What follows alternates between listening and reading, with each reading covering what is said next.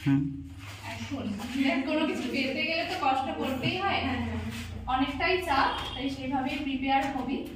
আর আমার তো ভালো লাগে চাপ নিতে, তো ভালোই লাগছে আমার। তোদের জানি না কেমন লাগবে, কিন্তু 3 বছর কেটে গেলে ভাববি না যেখানে ছিলাম ভালো আছি, আর ওখানে গেলেও ভাববি যে যত চাপই হোক ভালো লাগছে। বলো আর কোনো কোশ্চেন কার কার কি আছে?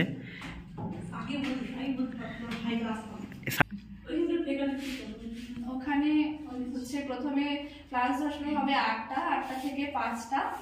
তো যখন ওয়ার্ড ডিউটি শুরু হবে তখন 7টা থেকে 7টা, মানে তোর সকালে যদি ডিউটি থাকে 7টা থেকে 1টা অবধি, তারপর তোকে 2টো থেকে ক্লাস করতে হবে, 2টো থেকে 5টা।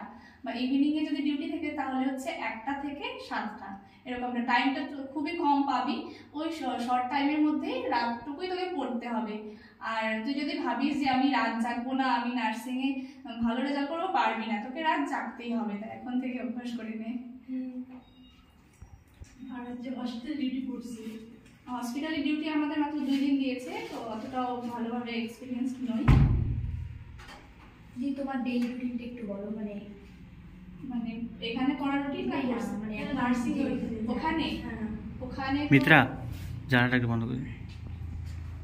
আমাদের ক্লাস শুরু হয় 8টায়, আপাতত আমাদের ক্লাসই হচ্ছে। তারপর কমিউনিটি ডিউটি হয়েছে, কমিউনিটি ডিউটি হচ্ছে 8টা থেকে 12টা, তারপর 2টা থেকে আমাদের ক্লাস। তো ওখানে ধর তোকে আজকে ডিউটি করে আসতে হচ্ছে, এসে আবার তোকে এক্সামও দিতে হচ্ছে, এরকম মানে খুবই চাপ। কিন্তু পারবি, যে পারবি না সেটা নয়, ক্লাসে এমনভাবে বোঝাচ্ছে তোর ওখানেই হয়ে যেতে হবে, মানে মনোযোগ দিয়ে শুনতে হবে। মোট কথা ক্লাসে যেটা পড়াচ্ছে ওটা ওখানে গিয়ে পড়বি, রুমে একবার রিভাইজ দিলেই হয়ে যাবে। টাইমটা বেশি পাওয়া যাচ্ছে না পড়ার জন্য। কিন্তু তোমার আর্টস ব্যাকগ্রাউন্ড না সায়েন্স? আর্টস। আর যারা বেঙ্গলি মিডিয়াম থেকে যায় তাদের অনেকটাই অসুবিধা হয়, কারণ ইংলিশে সবকিছুই, ইংলিশটা একটু পড়বি। আর কোচিং এর সময় মনে হয় এত চাপ দিচ্ছে, এই কি অসুবিধা, করতে পারছি না, টাইম নেই। তো ওখানে গিয়ে বুঝতে পারবি আসল টাইমটা কি। ওরা ভাবে যে আমি প্রেসার দিচ্ছি, আমি এরকমটাই জিজ্ঞাসা করেছি আমাদের প্রেসার যে তোমরা কতটুকু টাইম পড়াশোনা করছো। একজন বলছে 1 ঘন্টা 1.5 ঘন্টা, আধা ঘন্টা বলে কেউ একজন বলেছে। এই হচ্ছে অবস্থা। মাঝে মাঝে আসার পর আমার তো মেজাজ পুরো খারাপ হয়ে যায় যে পড়াশোনা এইটুকু পড়াশোনা দেওয়া হচ্ছে, ইয়া এইটুকু নিতে পারছে না, অথচ ওরা যারা পেয়েছে তারা এর থেকে 4 গুণ পড়াশোনা করছে, 4 গুণ। নিজের মুখে শুনলে সকাল 7টার সময় যদি আসে, 7টা থেকে 5টা পর্যন্ত ডিউটি থাকলো, তারপর থেকে রাত কটা বললো 1টা-2টা পর্যন্ত বললো যে পড়াশোনা করতে হয়। তুই বলো ঘুমাবে কখন, রেস্ট করবে কখন? মাঝে কয়েকদিন আমরা ঘুমাইও নি। হ্যাঁ, এখন থেকে মেন্টালি রাখতে হবে। বললাম না, অনেকেই চলে আসে, পাওয়ার পরে চলে আসে। সেটা ইমাজিন করো যে আমাকে এতটা কাজ করতে হবে, তাহলে এইটা দেখবে যে মনে হবে যে অনেক আরামে আছে। সত্যিকার ফিল করো। তুমি কি বলে যে 3 বছর পরীক্ষা দিছো, মানে কোন বছর মনে যে কোশ্চেনটা অনেকটাই সোজা আসছে? কোন বছর হয়েছে? প্রথম বছর সোজা বেশি হয়েছিল, তারপর এর আগের বারেরটা একটু কঠিন ছিল, এবারেরটাও মোটামুটি ভালো। এইবারটাই না এরকমই কোশ্চেন হয়, কোন কোশ্চেন এরকমই হয়। কতবার কাট অফ গিয়েছিল, কত 55 এর মতো কাট অফ গিয়েছিল। এবার কাট অফ কত গিয়েছে? তখন 72 পেও পাইনি অনেক। তাহলে 70 না, তোমার কথা এবার এসে 62 পেও পাইনি। তাহলে কোথায় 55, কোথায় 62, কত নাম্বার জাম্প আমি হয়েছে? পেয়েছি তো 48 48 গেছে। এবার 5 মার্ক এক্সট্রা দিছে, তার মধ্যে অনেক যারা পেয়েছে আমি পেয়েছে। পুরো পাস নাম্বারটা পাই। আমাদের ডকুমেন্টের একজন আছে, আমাদের ফ্রেন্ড 62 না 63 পেয়েছে, 63 পেয়ে পাইনি। ও এসসি এসপি পাইনি তো, 63 তে পাইনি, 63 তে পাইনি, আসেনি, পরে নামেইনি। আর আমি আসেনি। বুঝতে হবে ব্যাপারটা। এই পরিমাণ মানে এক্সাম যদি মনে করো যে একটু ঠিকঠাক লেভেলে আছে, তার মানে ধরতে হবে 100% কাটা পাই। ও ভেবেছিল হয়ে যাবে। কোশ্চেন সোজা কঠিন নিয়ে ভেবে লাভ নেই। কঠিন কঠিন যদি আসে সোজা হলে কাটা বেশি যাবে, ওই একই। তার মানে স্যার এবারে কাট অফ কত যেতে পারে? মানে এবার কোশ্চেনের প্যাটার্নের উপর নির্ভর করবে। দেখ, কঠিন প্রশ্ন আসলে কাট অফ নিচে নামবে, এবার সোজা প্রশ্ন আসলে কাট অফ হাই হবে। ধরে নি টার্গেট কত রাখতে লাগবে? টার্গেট 80 ধরে না, 100 টার্গেট অ্যাকচুয়ালি তোমার দুটো হবে, বললে যে কথাটা বলো দুটো হবে। তুমি এক্সাম ওরকমই হয়, তুমি এক্সাম হলে গিয়ে ওই মুহূর্তে তোমাকে ডিসিশন নিতে হবে যে এটা কাট অফ কত দিতে পারে। যদি এবারের মতো হয় তাহলে তুমি আবার ধরতে পারো 70, 75 কাট অফ, 75 এই লেভেলের যদি কোশ্চেন হয়। আর যদি তোমার কোশ্চেন থাকলে দেখতে পারো যে আবার আগের মতো একটু হার্ড আসছে এর থেকে, তাহলে আবার কাট অফ কিন্তু তোমার 55, 60 নামে আসবে। এবারে কাট অফ কত গেছে? 60 গেছে। না তোমাদের যদি কারো ওই ইচ্ছে থাকে জানার ইচ্ছা থাকে আরো যদি টেক্সট বইটা বেশি ভালো করে পড়া উচিত না মক টেস্ট বেশি বেশি করে দেওয়া উচিত? টেক্সট বইটা না পড়লে তো মক টেস্টে পারবি না। হ্যাঁ। পড়া উচিত, মক টেস্ট দেওয়া উচিত। কিন্তু মক টেস্ট একদম খুব বেশি দিবি, আমি যেটা বলবো। আর ম্যাথের হচ্ছে কোন কোন মানে চ্যাপ্টার থেকে দাদা বেশি বেশি প্র্যাকটিস পড়া আছে? ওই দাদার কাছ থেকে না দাদা ওটাও আমাকে বলছে যে বইটা কম করে আমরা নোটসগুলো পড়ি, মক টেস্টগুলো দিই। আমি বলছি বইটা আগে পড়ো, তারপরে বাকি। সেটা কথা বলি, আমি হচ্ছে আপনি যেদিন ক্লাস করেছেন কার্য সেই দিন আমি আসি নাই, এবার কালকে পড়তে বসছি। হ্যাঁ, এবার কিছু বুঝতেছি না, আমি ওইটা নিয়ে বসছি, ওটাতে মনে রেখেছে আমি আর একটা কিছু করি নাই, কালকে কিছুই করি নাই। আজকে সকালে আরো ওইটা নিয়ে বসছি, আমি হচ্ছে যেটা কমপ্লিট করেই যাবো। তারপর স্যার নোট বই নিছি, ওইটার অনেকগুলো বই নিয়ে তারপরে বুঝে বুঝে হ্যাঁ, তারপরে এটা মেন করতে রেফারেন্স নিবি, ইউটিউবের ক্লাস দেখবি, ওইটাই বুঝবি, ওটাই মানে বারবার একটা রিভাইজ করবি, তাহলে বেশি ভালো। আর ভূত বিজ্ঞান স্যার রাতের বেলা মাথায় ঢুকে না কেন জানি। ফ্রেশ মাইন্ডে যেগুলো হার্ড সাবজেক্ট মনে হয় না, ওগুলো ফ্রেশ মাইন্ডে নিয়ে বসবে। আর যেগুলো তোমার মনে হচ্ছে যে আমি পারবো, করলে পারবো, ওইটা চেষ্টা করবে। যখন দুপুরবেলা বা যখন একটু টায়ার্ড থাকবে, ওই টাইমটাই ইজি জিনিসগুলো চেষ্টা করবে। একদমই সকালবেলাটা মাইন্ড ফ্রেশ থাকে, সকালবেলাটা হার্ড করে নিয়ে বলতে আমার শুধু স্যার জীবন বিজ্ঞানটা পড়তে ভালো লাগে, আর বাকি একটা সাবজেক্ট পড়তে ভালো লাগে। খুলে দাও না। রিভাইজ কি করে রিভাইজ দিছিস? আমি যেগুলো হচ্ছে আগে আমার করা হয়েছিল, তো আমার তো কলেজের এক্সামের জন্য ভালোভাবে করা হয়নি, তো আগে তো হয়েছিল আমার, তারপরে শুধু রিভাইজটাই আমি 20 দিনে দিয়েছি। বললাম না যে সারাদিন করতাম, শুধু খাওয়া চানের সময়টুকু বাদ দিয়ে। আগে রিভাইজ পরে দিছিলাম পরে। হ্যাঁ, মানে ও বলছে যে আগে তো আমাদের এখানে পড়তো, ঠিক আছে, ওর প্রিপারেশন কমপ্লিট হয়ে গেছিল, পরবর্তীকালে ও আবার কলেজে ওই রিভিশন দিয়ে এমনি 3 বছর ধরুন স্যার এক্সাম দিয়েছে, তো অনেকটাই নাই। 2 বছর দিয়েছিল, 3 বছরের মাঝে দিয়েছিল। তোমাদের 3 বললাম বছর, তাই না না?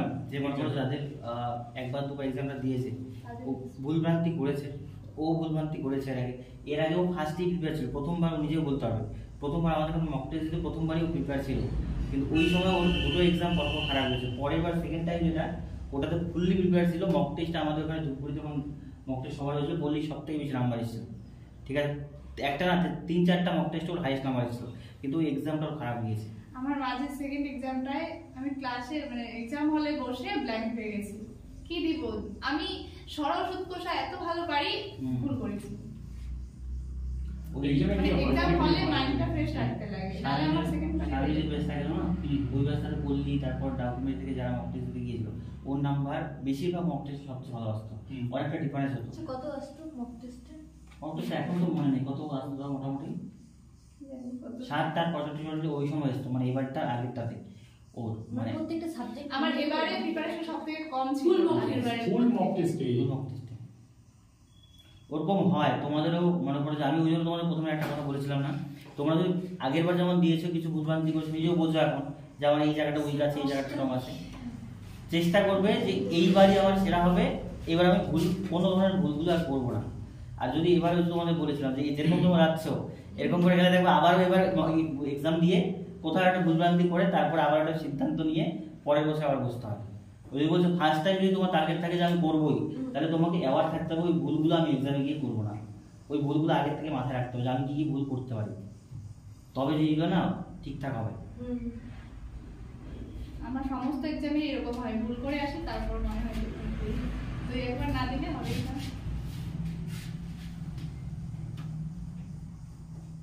বলো, অনেক কিছু বলতে চাচ্ছ, বলো। স্যার আমি প্রতিটা এক্সাম দিই, হ্যাঁ, কিন্তু মানে আমার মনে হয় যে আমার দিক থেকে আমি ঠিক আছে যে এতটা নাম্বার পাওয়া দরকার মানে থিওরি পরীক্ষা, কিন্তু মনে হয় যে নাম্বারটা কম আসে, কিন্তু কোথায় কম আসে আমি নিজেও বুঝতে পারি না। ওইটা না সবার ক্ষেত্রেই কম বেশি হয়, সবার ক্ষেত্রেই মনে করো তুমি যতটা পাওয়ার যোগ্য অতটা মক টেস্টে বা এক্সামে গিয়ে তার থেকে খারাপ হবে। আমি তোমার একটা কথা বলছি, মিলিয়ে নিও। হ্যাঁ, এক্সাম যে যত দাও, মক টেস্টে বাড়িতে বসে বা আমার এখানে মক টেস্ট দাও, যেখানে দাও, মক টেস্টে যত নাম্বার আসে, তোমার এক্সাম সবচাইতে খারাপ যদি হয়, মানে এক্সাম হলে গেলে তোমার সবথেকে ওয়ার্স্ট এক্সাম হলো, ওই এক্সামটা তুমি বাড়িতে বসে মক টেস্ট তোমার যেই দিনকার সবচেয়ে খারাপ গিয়েছিল ওই দিনকার সমতুল্য হয়। লিখে দিলাম, এটা মিলিয়ে নিও। মানে তুমি বাড়িতে বসে 20টা মক টেস্ট দিয়েছো, 100 নম্বর মক টেস্ট দিয়েছো, ধরো একদিনকার তোমার 40 নাম্বার আসলো, সব থেকে জঘন্যতম মক টেস্ট। এক্সাম হলে গিয়ে যদি একটু এক্সাম খারাপ হয়, তাহলে ধরো ওই মক টেস্টের যে নাম্বারটা ছিল সেটা আসবে। আর তুমি যদি মক টেস্ট বাকি মক টেস্ট 70, 80, 90 করে আসো, তাও কোনো ম্যাটার করবে না। মানে যেদিন খারাপ সময় যাবে ওই তোমার জঘন্যতম যে মক টেস্টটা ছিল সেটার নাম্বার আসবে, তাহলে এইটা মাথায় রেখো তাই হয়ে যাবে। বুঝছো তো? হ্যাঁ, সেকেন্ড বার জঘন্যতম মক টেস্টে সবার নাম্বার পেয়েছি। সেম ওর নিচে আসবে না, জঘন্যতম যেটা ছিল ওটাই আসবে।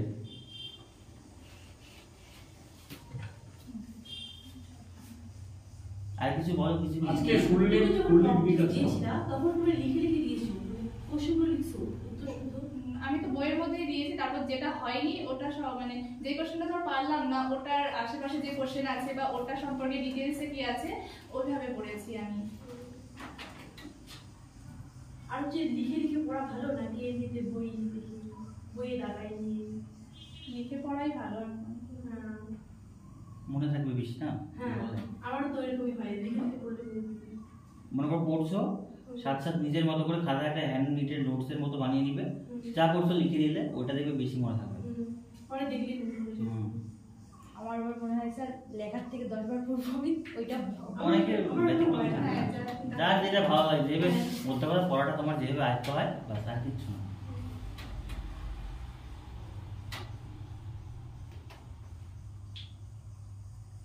বলো আর কিছু? তাহলে মাথায় ওইভাবে ঢুকিয়ে নিতে হবে, ঠিক আছে?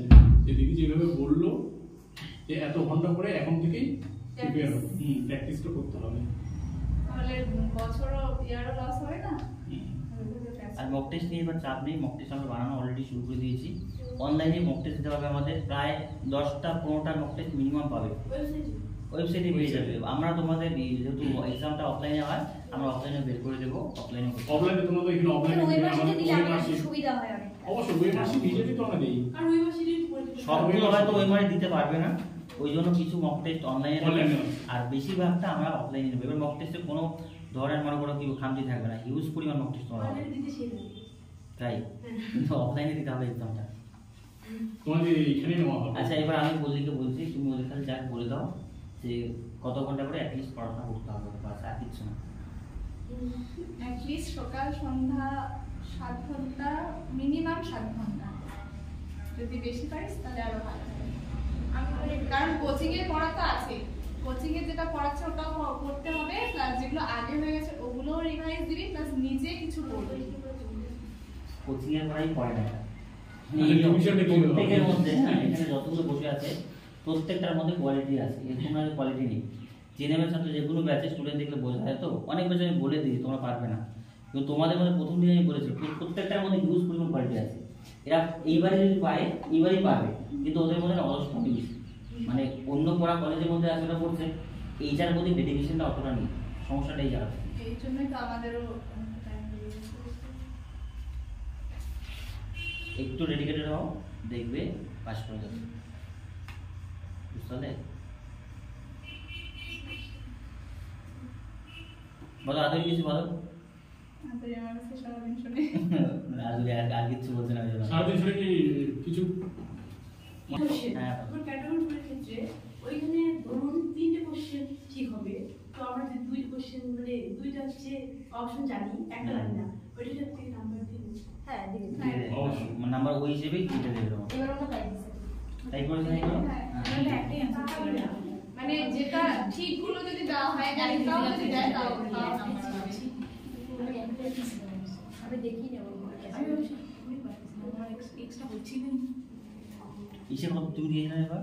দাদা ভালো হয়েছে না, কত এসেছিল? লাভ নেই, তাও ভুলেই গেছি কত 50 না 50 50 লাগছে। 40 টি ব্যাগ। একটু পড়াশোনা করলে হয়ে যাবে তোমাদের প্রত্যেকের মধ্যে। তোমরা মানে কি বলবো, হাইলি ওইটার জন্য অ্যাপ্লিকেবল, তোমরা যে ধরনের পড়াশোনা স্টুডেন্ট, একটু পড়াশোনা যদি ঠিকঠাক করো প্রত্যেকে জেনে পেয়ে যাবে এবার। পরীক্ষার আগে আর চেষ্টা করবে যে মকটেগুলো বেশি করে দিয়ে যাতে ভুলভ্রান্তিগুলো আগের থেকেই বেরিয়ে আসে। স্যার একটা কথা বলি, ওই জিএনএম এর পরীক্ষার আগে আমি একটা মানে দেখলাম যে কি এক্সাম হয়, বিএইচ ভাই এরকম একটা কিছু এক্সাম হয় না কি জানি, হতে পারে, হতে পারে। স্যার? ওইটা দিলে নাকি হচ্ছে ওইটা অনেক মানে ওইটার যে কোশ্চেনটা মানে অনেকটা সেম, মানে একই রকম পড়াশোনা, তো স্যার ওইটা হতে পারে, দেখিয়ে দিল আমি, হতে পারে। বিএইচে জিএনএম একই মানে সিলেবাস থাকে, জিএন পাসটা ও আচ্ছা আচ্ছা। জেন পাস ইউজির ওইটা হ্যাঁ, আর ওই কোশ্চেন ওইটা শুধু আর্টস স্টুডেন্টই দিতে পারে, ওই বিএইচটাই দিতে ওই পারে। কোশ্চেনগুলো সলভ করলে সুবিধা হবে তোদের।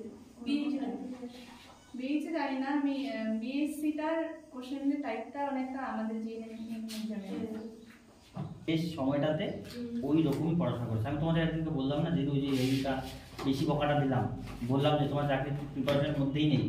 আমি কি বলেছিলাম যে চাকরির প্রিপারেশন যারা করে তাদের মানে রাত দিন এক কোনো সিস্টেম নেই। আমি আমার জন্য যতটুকু নিট ওইটুকু বাদ দিয়ে বাকি টাইম পুরোটা তোমাকে চাকরি প্রিপারেশন নিতে হবে, তবে তুমি বুঝতে পারবে যে অ্যাকচুয়ালি তুমি মানে অ্যাপ্লিকেবল কি না। আর যদি তুমি শিডিউলে আসো যে 2 ঘন্টা 4 ঘন্টা 5 ঘন্টা, তাহলে বুঝবে তোমার এখনো দিল্লি বহুত দূর আছে। দিদি তোমার 9 10 কেমন পড়া ছিল? ওই যে জীবন বিজ্ঞান, 9 10-এ আমি সায়েন্সে ভালো ছিলাম না আগে থেকেই, সেভাবে পড়িনি আমি। এর জন্য আমার এখন নার্সিং এ গিয়ে ওই টার্মগুলোকে ক্যাচ করতে খুবই অসুবিধা হচ্ছে, কিন্তু একটা জিনিস বারবার পড়ার পরে আমার মনে থাকছে। মানে যারা বাংলা ওয়ার্ডের সাথে ইংরেজি ওয়ার্ডটা পড়ে ইংরেজি ওয়ার্ডটা যদি পড়িস খুবই সুবিধা হয়, কারণ এক্সামে দেখবি বাংলার সাথে ইংলিশ কোশ্চেনটাও দেওয়া থাকে। এবার কি হয়েছে, একটা বাংলা ওয়ার্ড দিয়েছে, ওটাই আমি বুঝতে পারছি না, তারপর ওর ইংলিশটা দেখলাম, ওটা দেখে তারপরে বুঝতে পারলাম। তো ইংলিশটা করলে বেশি সুবিধা হবে, কারণ ওখানে গিয়ে সব হ্যাঁ বুঝতে পারবি বিষয়গুলো। কিন্তু আমার ওটা খুব অসুবিধা হচ্ছে, একটা জিনিস 14 বার করতে হচ্ছে। আর যারা সায়েন্স থেকে আছে তাদের তো খুবই সুবিধা। অ্যানাটমি আর বায়োসায়েন্সটা প্রায় 12 লেভেলের, ওখানে যারা সায়েন্সের তাদের অতটা করতে হচ্ছে না। ইংলিশ শিখছিলা?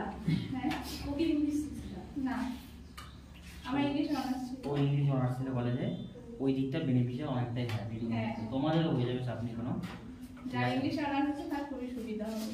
তোমরা পারলে যখন এক্সামটা দেওয়ার পরে পারলে 11 12 এর যে বায়োসায়েন্সের বইগুলো হয় না, ওই বইগুলো কালেক্ট করে নেবে কিছু, বা অনলাইনে যদি পাওয়া যায় সেগুলো পড়ে একটু পড়ে নেবে, যেগুলো না স্যার মানে আমি দেখছি তো বইগুলা, মানে একটু 19 এর মতোই বইগুলা, কিন্তু ওখানে একটু বিস্তারিত দেওয়া হয়। জানবে তোমরা। আমরা এরকম না যে অজান্তে কিছু জিনিস, ওইটারই জিনিস যা ওটার শাখাগুলো বেরিয়েছে ওটার সম্বন্ধে ডেসক্রিপটিভ আর করতে হবে। তোমরা মনে করো যে একটা জিনিসের 10% জানো, এবার বাকি 90% ভিতরে আছে, ওগুলো পরবর্তীতে বুঝতে হবে যে ওইটার ভিতরে এত কিছু আছে। আর কোনো কলেজ সম্পর্কে বা স্কুল সম্পর্কে ওটা শুনে নাও, কোন কলেজ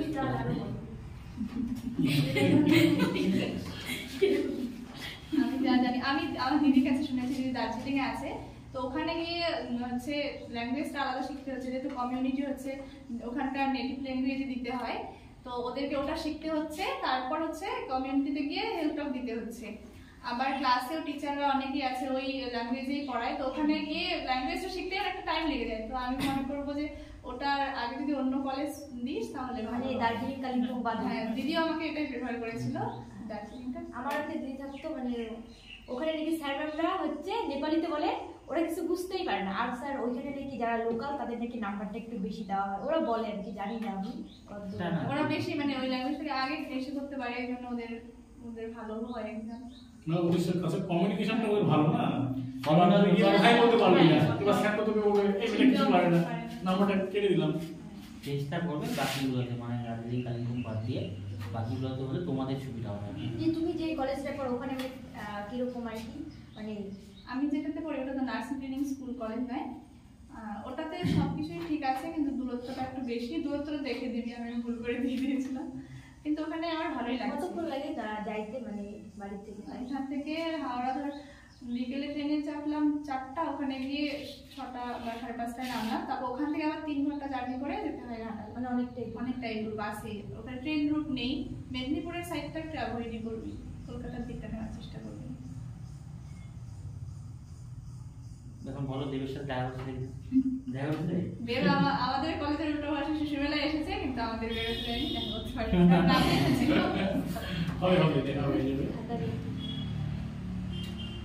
আচ্ছা, ওখানকার লোকজন মানে দেব সম্পর্কে ওখানকার লোকজন গ্রাউন্ড রিলেটিভ কিরকম? ওখানকার লোকজন কিরকম ভাবে দেব সম্পর্কে? দেব সম্পর্কে সবাই পজিটিভ বলে এর জন্যই আছে, আরো থাকবে অনেক। 2 বছর ধরে, মানে এবার 2 নাম্বারই চ্যাম্পিয়ন থাকবে, এবার 10 বছর হয়ে যাবে, আরো থাকবে। ভালো মানুষ হবে না, কোনো চাপ নেই। আর তোরা যদি চাস যে হোস্টেল খুব ভালো কোথায় এরকম হিসেবে যদি নিতে চাস, তাহলে ঘাটালে নিতে পারিস। হোস্টেল ভালো হয়, হোস্টেল ভালো, খাওয়া দাওয়া ভালো, সবই ভালো, টিচাররাও খুব ভালো। আরে তোমার মানে মানে এমনি খরচ কত পড়ে তাও মান্থলি? মান্থলি গেলেই বুঝতে পারবি, মনে হয় সরকারি কিন্তু পরে গিয়ে একটু লাগে। তো খাওয়ার তো প্রায় 2600 টাকার মতো লাগে, আর এমনিতে তোর খরচা পড়ে যাবে 5000-এর মতো প্রায়। হোস্টেল ফি নাকি শুধু খাওয়ার টাকা? হোস্টেল ফিস তো 12 টাকা করে নেয়। কত? 12 টাকা বছরে, মানে 140 টাকা এরকম হবে। আর খাওয়ারটা নেই, খাওয়ার টাকাটা মেসের, ওটা তো আলাদা। আচ্ছা হ্যাঁ, ওটা কি তোমরা মান্থলি দাও?